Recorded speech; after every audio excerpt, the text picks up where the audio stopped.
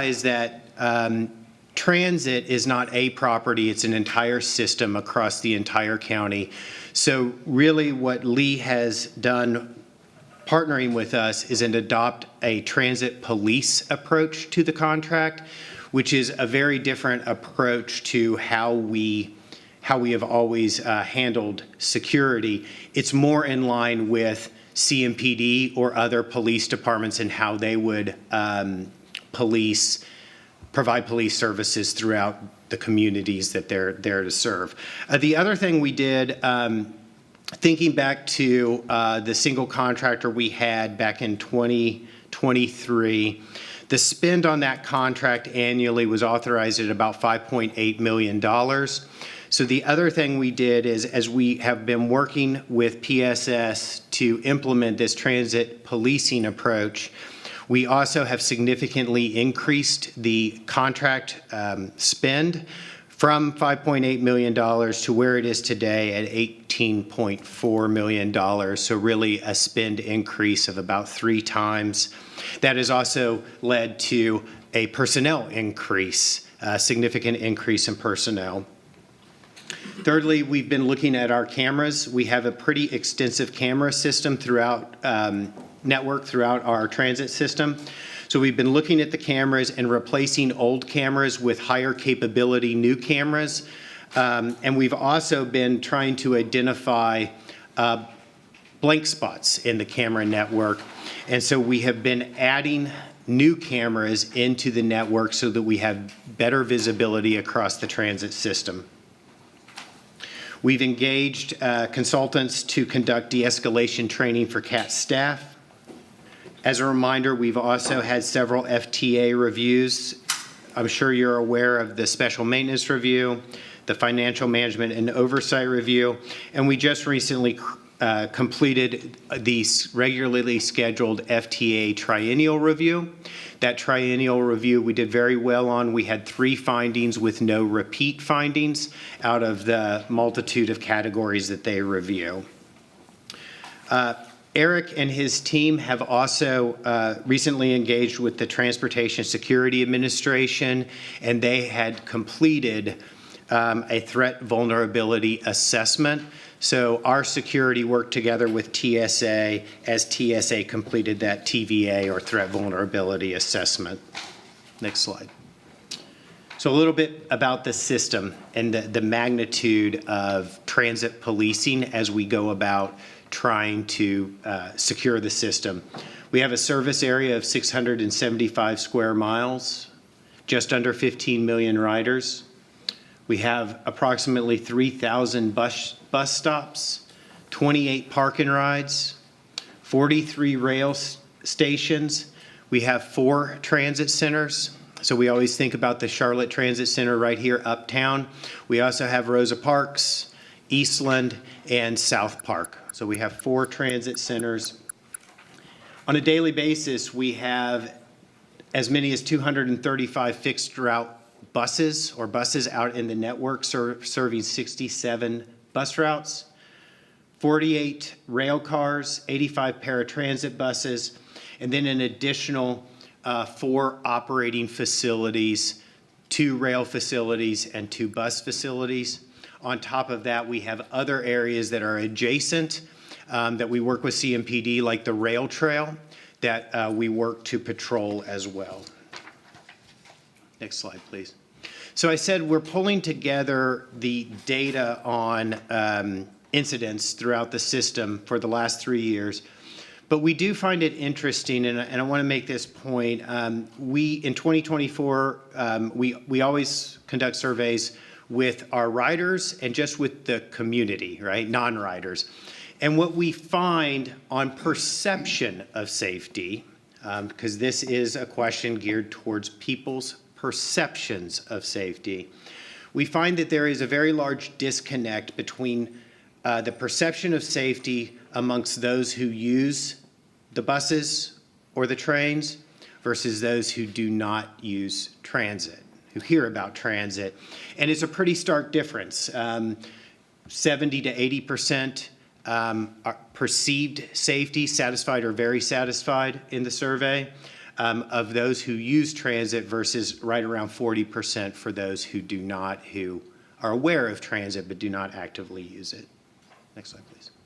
With that, I am going to just, as I said, introduce Eric Osnes and let him go through some of the slides associated with our organizational structure and our approach to security throughout the system. Thank you, Brent. So to underscore some of Brent's points regarding commitment and a new commitment to the function of safety and security, this organizational chart does represent the highest level of commitment to safety and security, as my position answers directly to Brent, the interim chief executive officer. My staff is a combination of safety and security professionals, to include sworn law enforcement officials who are responsible for assessing and evaluating both system-wide hazards and vulnerabilities. The team includes 2 dedicated CMPD officers that assist us with CMPD assets and assist us with maintaining an operational continuity. Next slide. Protecting CAT's assets is predicated on the recognition, valuation, and control of vulnerabilities that have impact on the community we serve. This occurs through collaborating with our regional partners such as CMPD, the Transportation Security Administration, and our contracted security firm, PSS. It is working, training with the first responder community, where we jointly come together to plan, resolve threats and vulnerabilities identified, and respond to events as they occur. This relationship fosters unity, where I have witnessed ample evidence of solid working relationships with our partners. We do not work in a vacuum. We work collaboratively with all of our regional partners. Next slide. The main elements of CAT's security infrastructure encompass a combination of enforcement, internal electronic security, and customer reporting systems. Cameras, a key component of our electronic security posture, feeds dedicated command centers which allow us to view and hear real-time, 24/7, the entire rail alignments and activity both within rail car and bus vehicle. Dispatchers constantly surveil transit police dispatch and report out events while providing information that may assist CMPD from our CAT security and PSS teams. Customer reporting systems, such as what is provided on the CATS app, call buttons on the train, blue light phones, allow the customer and the public to interact with security policing systems, facilitating communication real time as events unfold. The community serves as a force multiplier, bringing attention to incidents and responders, potentially initiating even quicker response. Initiatives such as CATS Connect and the Bus Ambassador Program allows CATS to engage with unhoused and persons in crisis so as to bring resources from community partners that may be available to assist their needs. Next slide.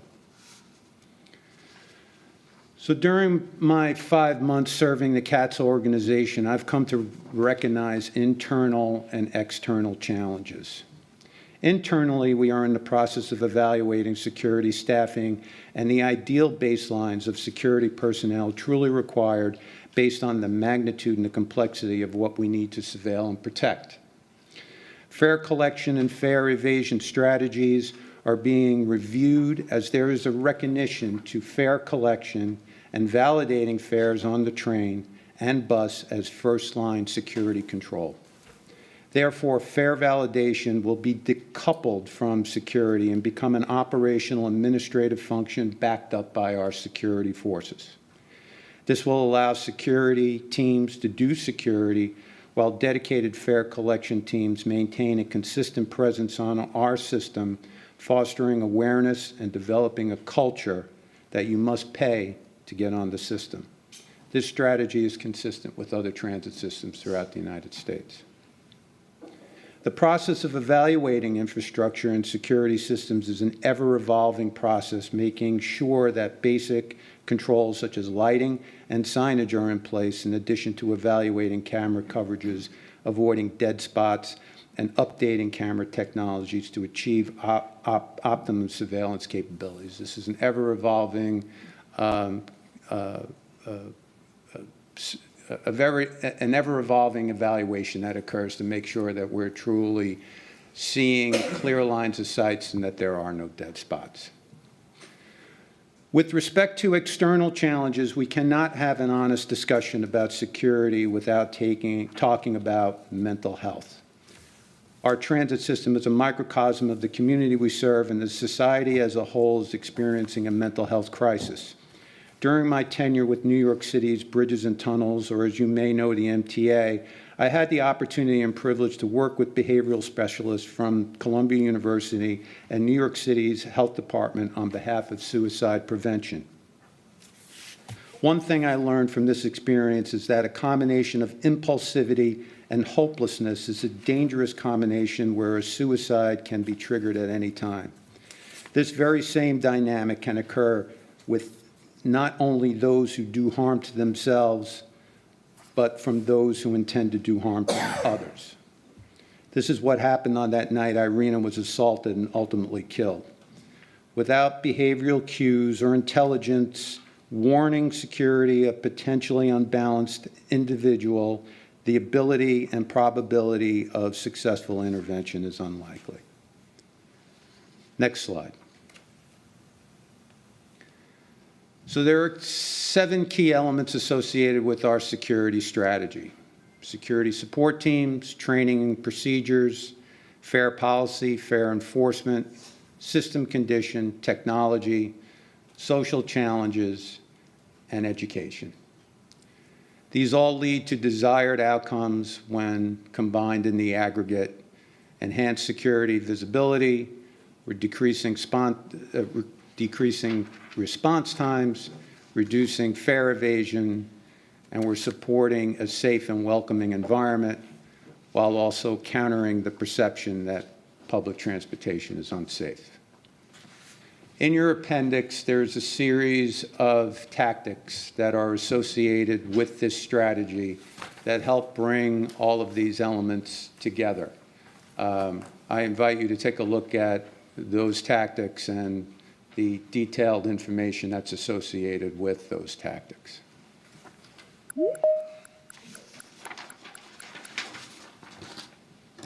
Next slide, please. Okay. So a few key takeaways from our view on safety and security throughout the system. One is it is key to us, the new approach, the transit policing model. It is not enough to approach this from a corporate security standpoint. The transit system is an ever-growing and evolving system. It's a large system. It is not one location to be guarded at the front door. Inside of the new approach, again, since December 14th, 2024, PSS has been our sole provider.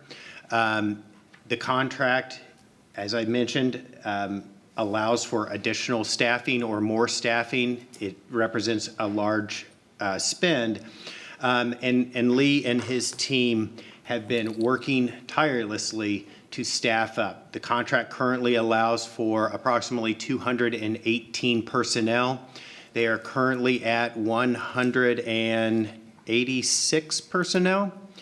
And they are continuing to hire with the goal to fully staff up, if possible, by the end of this year.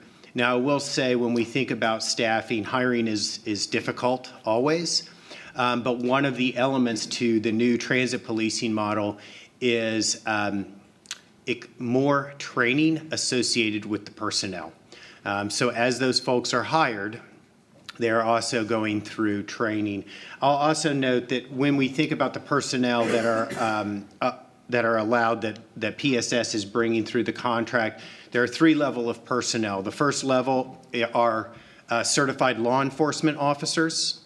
The second level are armed security, And the third level are unarmed security. So again, each of those receive a variety of training, both specific to transit and then also associated with performing their functions as law enforcement or security guards.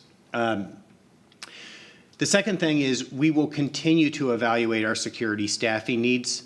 As PSS staffs up, we will also at the same time be evaluating total number of staff necessary. That is an ongoing evaluation. It never stops. The transit system continues to evolve, possibly grow in the future, and our needs and staffing needs will be continuously evaluated to determine the appropriate level of staffing. Secondly, fare collection. When we think about fare collection, we think about three primary areas. The first area is fare policy. What are our policies around fares, around how we collect fares, around fare media, right? How do you pay your fare? So CATS has, over the last 8 months, been conducting an extensive fare policy review. We are prepared in the next few months to bring that forward to the MTC with some initial recommendations. One thing I will say today is we do know right now, when we think about fare policy, we offer discounted fares based on age. Older folks, younger folks. When we look at best practices, we do believe there should be discounted fares for folks need-based, for veterans, for other groups rather than just based on age. We also understand that even with discounted fares, there should always be a fare media, a ticket of some sort involved, right? That allows us to be able to validate those tickets, check those tickets, even if the fare is reduced, even possibly down to zero. There should still be fare media or a ticket involved so that our staff, our ticket checkers, our fare inspectors is what they're called, can check those tickets. Fare technology, we talked about it earlier today. What we have seen is many transit systems deploy ticket validation. That can be deployed in many different ways. Along the light rail line, for example, there could be, and what we're looking at are ticket validators on the platform. So what that means is you buy your ticket, on the platform, you scan that ticket to validate it, and now it's valid to ride. That is important for a couple reasons. One, it allows security to visually see that people are paying, right? Because they must validate a ticket on the platform. And one thing we saw with the extensive use of the cell phone, the ticket on the cell phone, we don't know, when everyone went to the ticket vending machine on the platform and bought a ticket, it was easy to tell who didn't. It was the person who didn't go to the TVM. We don't know now. People walk straight onto the train and their ticket's on their cell phone. And so we need a visual cue for our security so that they understand and they have a better information as people are boarding. The second thing about ticket validation is it is a visual cue to the riders that they need to do something to buy a ticket, validate that ticket, that transit is not free in Charlotte. Ticket validation can also be conducted via handheld ticket validators. That would be a strategy more appropriate for bus. It's not possible to deploy ticket validation machines at every bus stop across our service area, but it is possible to have ticket validators handheld with the fare enforcement group. The last is fare enforcement. Simply, as Eric said, those folks who are out in the system every day checking tickets. They're moving throughout the system,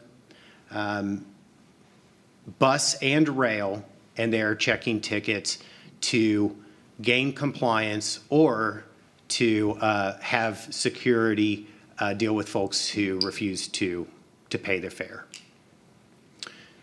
Thirdly is investing in infrastructure. Again, when we think about infrastructure, it's things like cameras, is things like software systems using AI possibly to be able to detect threats. We've had conversations with an AI vendor who can utilize our camera feed to identify handguns, firearms. One of the issues we saw, and we think that AI will continue to develop and have useful applications for us. One of the things we saw as we talked to that vendor is their software was not at a point where it could identify fixed blade weapons yet. And so there are still some gaps with that in the industry, but we know that that's evolving and will be a tool that we can look at. The other thing I'll say on infrastructure is we have just recently completed a comprehensive condition assessment review of our facilities. So when we think about infrastructure and those transit facilities, we know that there are some things we need to do at the transit facilities from an operator standpoint, from a passenger standpoint. There's also things we need to do when we think about design and upgrades from a security standpoint. Physical environment is very, very important, is a very important element to security.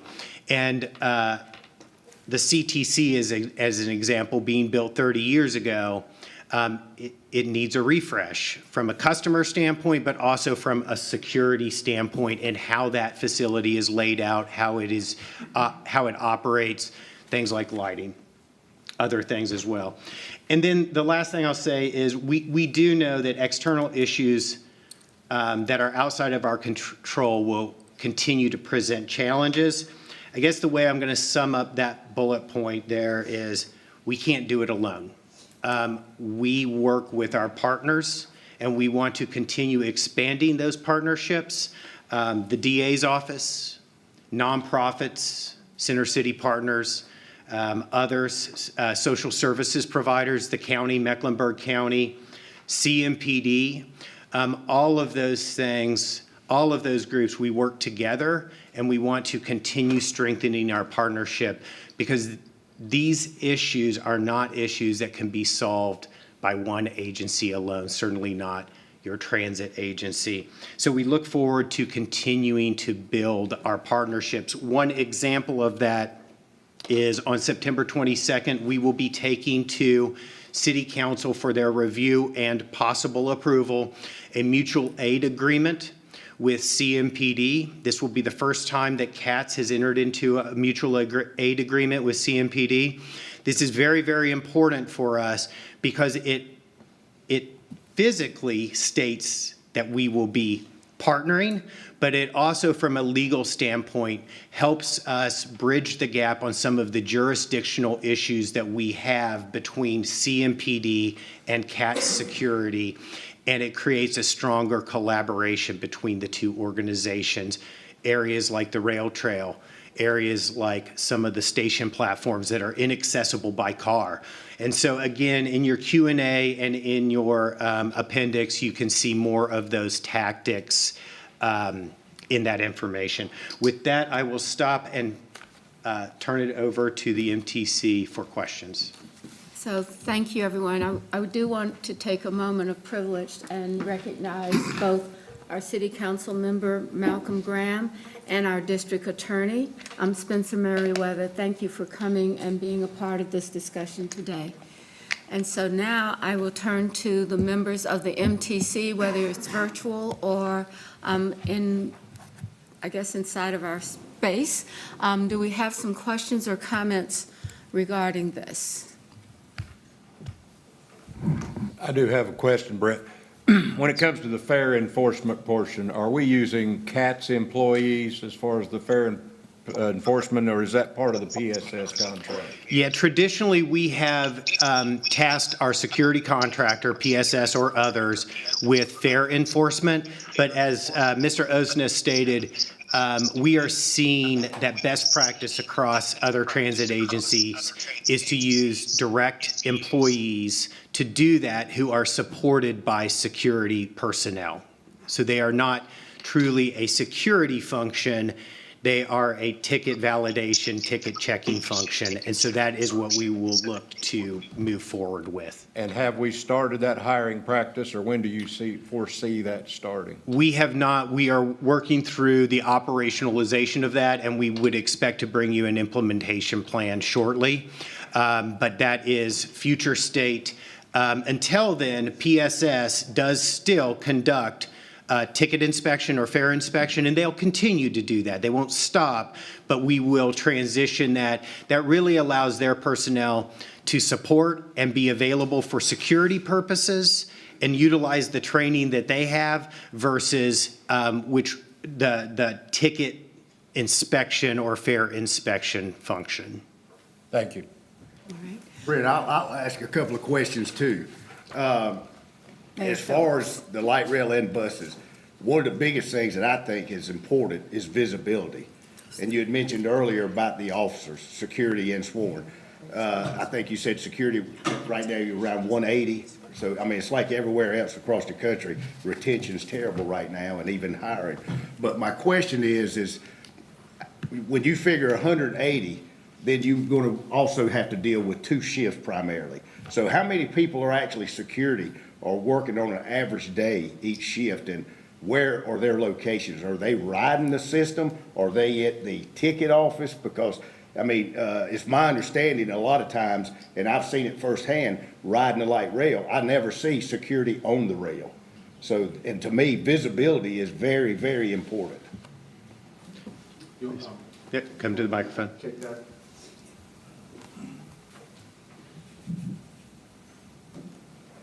So that's a great question, and thank you for asking that question. I can't get into the specific numbers because for security reasons, Right. obviously, but I will tell you our approach. Our approach is not only just to have officers on the trains, the platforms is very important. What we're trying to do when we do fare enforcement, we're really trying to get folks before they actually get onto the system. So our goal is to try to make sure that we put enough officers in our program on those platforms so we can check tickets prior to them actually entering the system. So that's one of the goals that we have. Again, we've only started this part of the contract since December, which is about 8 months ago. So again, it's a build-up period to get us to that point where we desire to be, but it takes some time for us to work towards that goal. Did that answer your question? Yes. Okay. Also, is there any screening process? And the reason I ask that, for an example, and I'm going to refer to the station in Pineville. You go up and you get your ticket, then they could leave and go back into the parking deck, come back and go wherever they will until it's time to board the train. So my concern is there any type of screening process, with this being public transportation, taking place before these individuals board? And I understand some of them may have mental issues, some are routine daily riders, I get that, but is there any type of screening process? No, there is not. So I think this question, and tell me if I'm off base, I think this question, we've heard this before, is there anything like going to the airport when you go through screening? There is not. As we think about the logistics of that, it would be impossible to do that, to deploy that throughout the system. It also, so again, when you go to the airport, for example, right, you empty all your pockets and you go through screening. Imagine that with buses and rail, as you have folks all trying to board those vehicles and then move through. So no, passengers are not screened as they're boarding. They're boarding directly. Okay, and I just have one more. As far as the camera system. But I will say, and the other thing I will say is that is standard operating procedure. I'm not aware of any transit organizations, even with closed systems. So a little bit of transit lingo. The blue line is what we call an open system, right? It means it does not have turnstiles. You don't buy your ticket and then have to go through a turnstile. It is what's called an open system. That is very, very common with light rail systems. We are not the only system to have an open system. In fact, it's more common for light rail than a closed system. But even in a closed system, the turnstiles are not intended to be screening devices. They're revenue control devices. They ensure that you pay, or they try to ensure that you pay before you enter the system. It's a revenue control. So security wraps in around that based on camera and other data that they have. But even in a closed system, those turnstiles are not a security screening control. They're really more of a revenue control. And even in closed systems, transit agencies struggle with fare evasion. Yeah. Just to add to that, that's why the collaboration between CATS and CMPD is so important from an intelligence standpoint. The information that passes between PSS's security, what passes through CMPD gives us some indication of what's happening out in the community. So no, we're not screening per se, but the intelligence that's coming from CMPD and that collaborative effort gives us a little bit of a strategic advantage when we're trying to isolate potential persons that may engage in not so civil behavior. I got you. And just one final question. As far as the camera system, does CAT's camera system, is it tied in with CMPD's real-time crime center? There's no connection there directly, no. Again, it's about the sharing of intelligence, so there's not a direct connection business practice-wise that CMPD is looking at the same view as we are, but there is ample evidence that the systems work from a communication standpoint. We are able to isolate key identification factors of persons that the CMPD is looking for, and we have been, I would say, very successful in isolating that information, passing it on, and ultimately leading to arrest. All right, thank you. I'll give an example. Again, Irina's murder was horrific. It was terrible. From the incident response, the first responder standpoint, we were able to share information with CMPD real time after that call came in, that 911 call came in, and able to assist them in identifying Mr. Brown so that he was taken into custody, I believe, within 6 minutes of the incident. But that is, right, that information came from our camera system as we collaborated with CMPD to assist them in apprehending Mr. Brown, and then ultimately the video is assisting them as they investigate and charges move forward. Thank you. We have several people, and I'm going to go in the order by which I've seen my list. We're going to hear from Mayor Rusty Knox from Davison first, John Higdon from Mint Hill, and then Ms. Altman, who is, I think, sitting in the county somewhere. One correction, Madam Chair. Oh, did I? Mayor Higdon's from I'm Matthews. sorry, Matthews. Hey, all those M's get me in trouble. Okay. All right, Mr. Knox. Mayor Knox? Thank you. Good morning. And it's very early in the Rocky Mountains right now and very chilly here. But I would like to address something that Eric said earlier.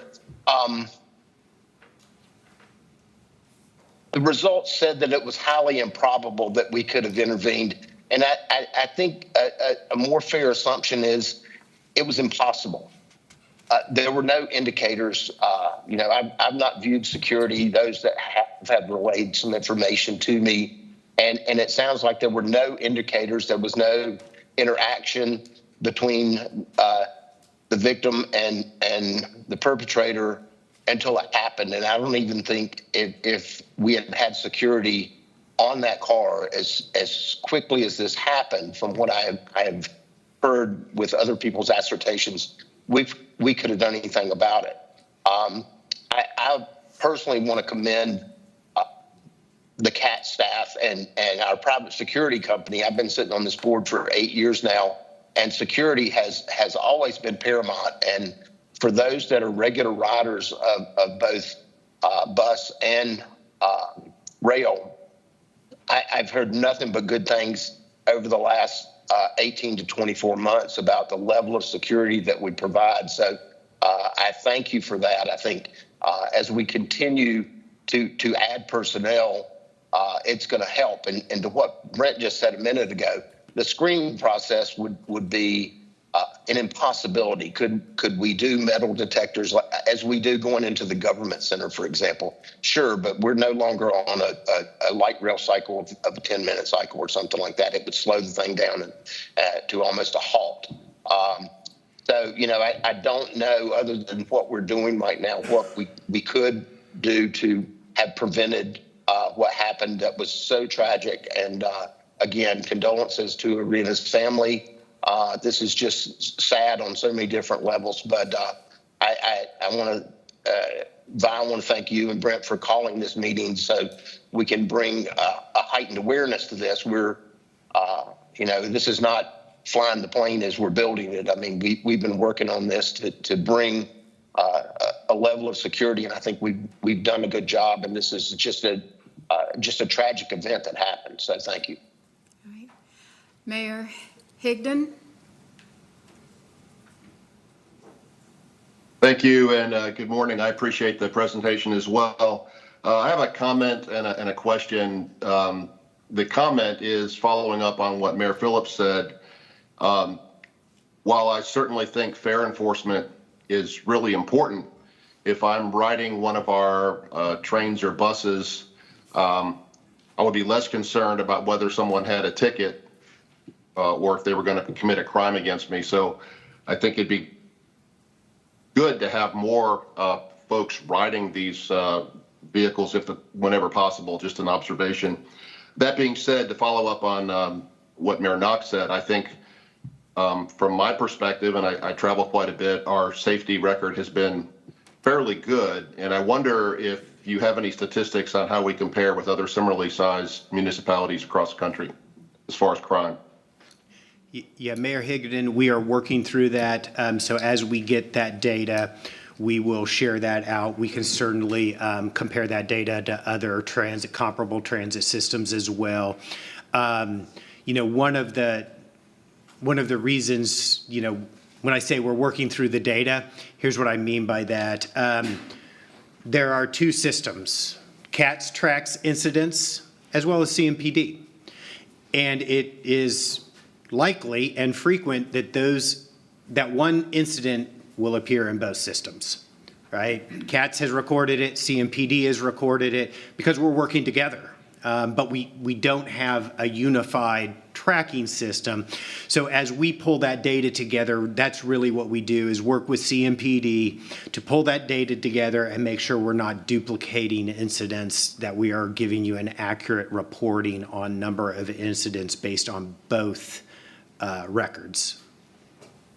Okay. All right. Mayor Higdon, I'm going to move to Commissioner Altman, if you're done. Okay. Ms. Altman? Thank you so much. Can you hear me? Yes. Okay. I want to thank the Mayor of Charlotte for convening this. Obviously, it's been a really hard moment for our community. And I want to send my condolences also to Arena's family. Whether it is a senseless random act of violence at a nightclub where people are joyfully dancing, or in a movie theater, or in an elementary school, or in a house of worship, we see things like this happen throughout our community, and it rocks our sense of security where we live, work, and play. And I hate that for the family and the friends impacted. I hate it for our whole community because we do have a problem in this country that does require all of us to lean in to solve. I really want to thank the leadership of the CATS CEO for recruiting someone from New York City's MTA to come head up our security programming. It makes me feel really better that in this moment, we, as Mayor Knox said, we are not building the plane. We already have in place somebody with the skill set and experience to try to do the most we can to reduce and detect threats to safety for our community. It makes me really pleased to know that we have increased our security spending from $5.8 million to $18.4 million. I'm happy that has already been deployed. And so I have a few questions. One, I would like, Mr. Cagle, if you can, tell us a little more about the threats and vulnerability assessment. When was it conducted?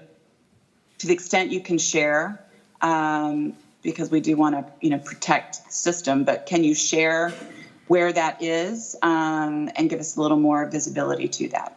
Yeah, I'll ask Eric Osnes to talk about when it was conducted. I will tell you now, before Eric gets up, I'll relieve him of having to say this. Much of the details included in that we will not be able to share with you. It is what's called SSI, or security sensitive information. But Eric can certainly share with you when it was conducted and those kinds of details. So I'll talk a little bit about process and at a high level what was identified. So the TVA was conducted approximately 5 weeks ago. My security team and members from TSA went over each of the stations that were evaluated. They picked a representative number of stations, and we looked at infrastructure, we looked at the security, electronic security posture, and we also looked at the number of security assets that were assigned to the area from the PSS security firm. So we took a good look at our electronic posture, our physical security posture, and the infrastructure that provides us challenges. TSA did an extensive job in delineating vulnerabilities in relation to those three elements, and we're working through and coming up with controls that need to be implemented to address those vulnerabilities. So I think from a high-level perspective, I think that sums up what the TVRA was about. Let me add in here too, and Eric sort of mentioned this, but I think I want to underline it. We have internal CAT security folks, many of whom have law enforcement backgrounds. Ebony Nesbitt, our transit security manager, is sitting over there. Wave your hand, Ebony.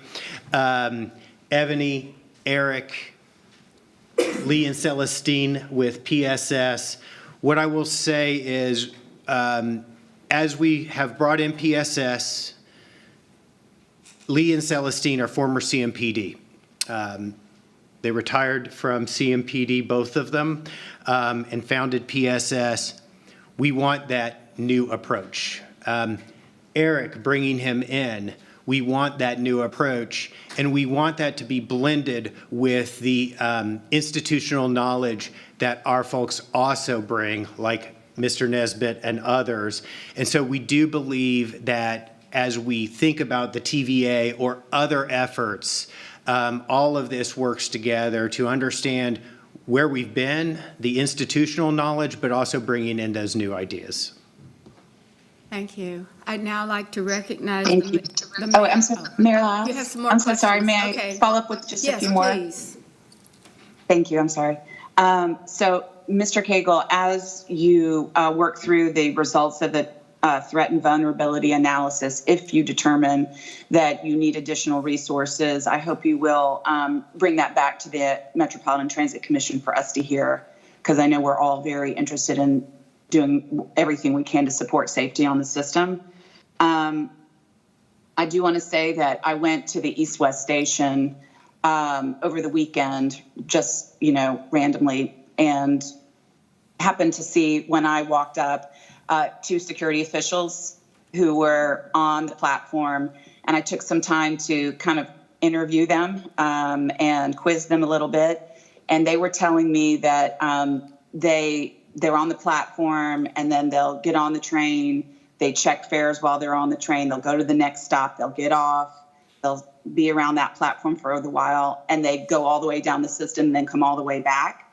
And it seemed like they were new. I don't know if it was a new contract, a new group, but if you can confirm or explain, is this a little bit how it's functioning?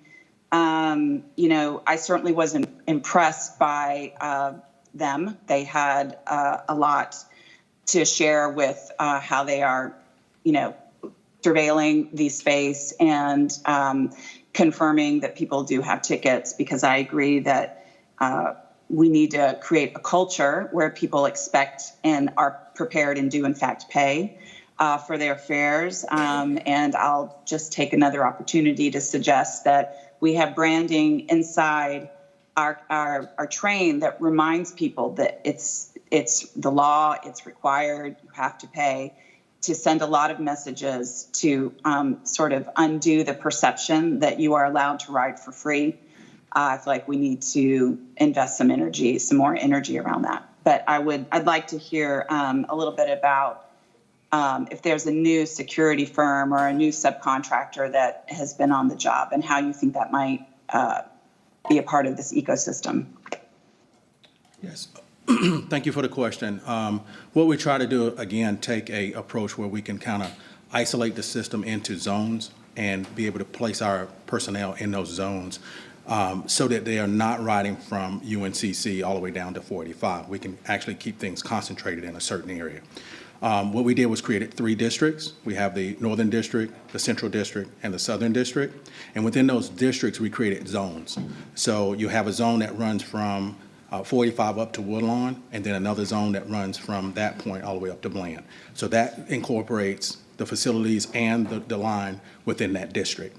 We have a district commander that is responsible for that district, and then of course he has supervisors and then officers assigned to those areas as well. So the theory of what we're trying to do is no different from what we did at the police department with CMPD. If we can keep our officers that are assigned to those zones in those zones, that means they can touch those platforms and those riders more often, more frequently, than trying to have them police the whole system.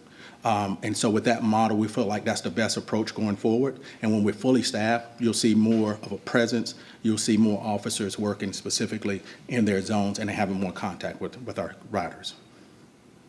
Did that answer your question? The other thing I'll remind folks of when we think about transit, and I think this is a good reminder. So as Lee said, as those folks are assigned to their zones and their districts, each of those districts are different. The security approach and needs of the Northern District is different than the Southern or the Central. And even within those districts, the zones can be very different. 485 to Woodlawn is not the same as Woodlawn to Bland. Very different. So as those officers, those security personnel become familiar with the zones and the districts, they start to be more effective. The other thing I'll say about transit is they also get to know the folks, right? If you don't use transit on a daily basis, you might think, well, how did they do that? Our operators, our personnel who are in the system every day, they form relationships because people ride every day, right? Some folks come for special events, but a lot of the riders are daily riders. And so they get to know not only the surrounding, but the folks who are using transit, whether it's in the bus system or in the rail system. And that is very beneficial to them as they're conducting their work. Okay, thank you. Mayor Washam, Cornelius Mayor, you are ready to speak up? I am. Thank you so much, Mayor Lyles. My condolences as well to the family. You know, this has been a real gut punch, I think, to all of us. And it's really brought some discomfort, certainly to my entire community. You know, I guess as you change perceptions of folks or manage perceptions of folks going forward, I think it's going to be difficult. I really do, because there's just a lot of chatter out there, particularly as it relates. It's sad that it relates to the fact that we've got a vote coming up in November on transit tax. It brings on some negatives in relation to the rail services and all that overall, particularly in my community. And it's not when you're have a situation where you've lost a life here. That's what we need to be concentrating on, solving situations like that going into the future. But it has ramped up in that particular segment of folks that are not in favor of the transit tax in my community. And I'm not saying we need to do anything about it, but I am saying we do need to show some decisive action that folks can relate to. All this great information. I appreciate the leadership of Brent and his team throughout this process. I don't want us to come across as being defensive of what we've done and what we're doing. We've got to actually change the perception by showing some action, something probably short of calling in the National Guard, hopefully, but to change the perception that our transit system is safe. That message has got to resound, and it's got to resound quickly. So that's what I would add, and thank you for all you're doing. Thank you, Vi, for calling this meeting. I think it was badly needed, but I'm very concerned about how to not appear defensive, but to appear proactive in solving this problem as good as we can in the future. So thank you. Thank you, Mayor Washam. I have one thing, and I don't think I talked about this yesterday, but I think, Brent, you're saying that we're going to begin to look at other other ways that people are operating their transit systems. And I think we really would, I think it would be very helpful to kind of give us this kind of a study to say, okay, how do they do it? Are they doing it well? I know that the circumstances are never going to be equally aligned, but I do think that when perception comes around, it would be great to have an idea about what other places are doing. I think we ought to be able to be the top standard of a train system or our bus system, all of that. So, we all have our stories, and so I think once I was in Atlanta and we were on the train, and they had a roll call of people that are not allowed on the train. And they make that decision because those folks have not followed what we would say is our culture and our need to be safe for everyone. And so I don't know if they're still doing that. It's maybe just very old information. But I think that we have an opportunity to put before us what we want and then compare it to see if there's someone else that's doing something different. And I think that goes to what Mayor Washam was saying. We've got to get people to understand perception, as well as if there's perception, then how do we explain it? Or if it's not perception, it's really real, how do we address it? So that's the thing that I have been thinking through since our meeting last night. So I want to say, I hope that what you're saying will be very helpful. And thank you for coming from New York. We're really glad to have people. I mean, Lee, and I tell Lee all the time, he's got the better half over there sitting around with him. So he should be really proud of that. But I do believe that this is time for us to really take a moment and say, what are the things that we can do immediately? And what are the things that we're going to have to do incrementally? So hopefully that helps us as the MTC, but also helps us have the ability for people to understand that we can take action and we can change perceptions. So I don't know that I have another speaker from the MTC. Is there anyone else that would like to address? Can we wait. ask questions or we not? No, this is a meeting for the MTC, so we're not going to do questions. I don't believe, I'm going to look at my attorney because he has to help me understand. This was a meeting, we had a meeting last night that's also available online as well as today, but we did not advertise this as a meeting for public speaking. So I think if you are interested in doing some of this, we can probably figure out some ways to do it because we want to communicate. And so if this is what we're going to do, perhaps we need to have another round of this before we can do it the next time. So thank you for asking that question, Ms. Kim. The memo that I saw did say public, so I'm sorry, I must have came to the wrong meeting. All right, Brad, Yeah, help so me out the here. It said public. I know, well, I don't know how definitions, I'm not a lawyer and I'm not going to pretend to play one. Mr. Thomas? Sure, the meeting is open to the public. We just did not have a public forum scheduled for this evening, so. Or So there this was a morning, I'm public sorry. forum, Let's and have another one very soon. Would there be Well, a let- future public forum on this subject? and that's what I'm about to find out. Yeah, We will, this is I think that we It's a all, very serious issue. okay. Can I ask just one question? No, because once we do one, it's everybody. So, I mean, you know, it's like school. Are all these experts going to be here for that public forum? Because obviously we have questions for them. Again, So, I Madam can't Mayor- address how it would work, but I believe that that's what we've been trying to do, is to have this communication September both 17th meeting. with the Charlotte City Council as well as the MTC. And now what I think you've said is suggested that we have this kind of conversation with the public. So let us get time and a way to do this and see how we can feel from the next step. So with that, I believe, Mr.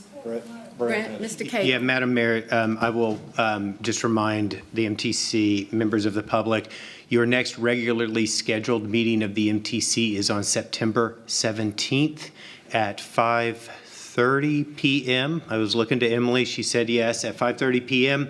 Those regularly scheduled meetings do include a forum for people to sign up and speak.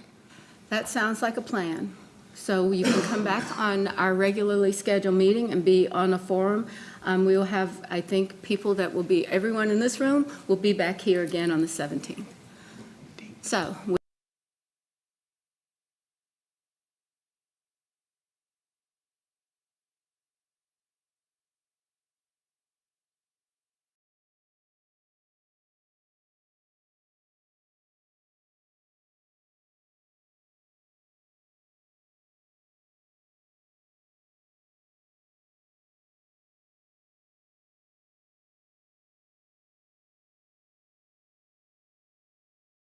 With that,